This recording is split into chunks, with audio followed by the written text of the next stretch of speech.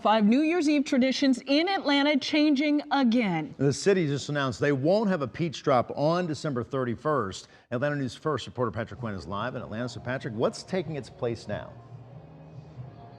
It was a tradition that started in 1989, the peach drop. Maybe you've been to it here at Underground Atlanta. It's where a big, bright Georgia peach fell from that white tower there, but it will not happen this year. The city halting it instead. The city is hosting what they're calling Countdown Over ATL, basically a drone and fireworks show. The big question, why stop the peach drop? From talking with city officials, underground leadership, and neighbors here, there are a few factors. One, safety. 5 Points MARTA stations under construction right now, and there were concerns that that would impact crowd control. Secondly, cost. Last year, the peach drop cost the city $630,000. This year, the Countdown Over ATL is expected to cost about a third of that.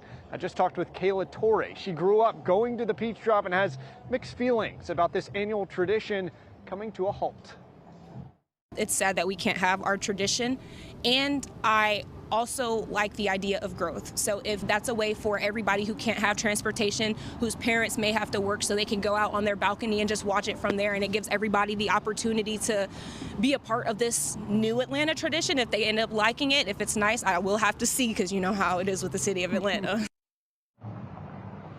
All right, out with the old, in with the new. What will Countdown Over ATL look like? Well, basically at midnight on New Year's Eve, look up in the sky. If you're in Midtown or downtown, you'll see a drone countdown. Then you'll see a drone light Georgia peach right at midnight. There will also be fireworks from several locations across the city.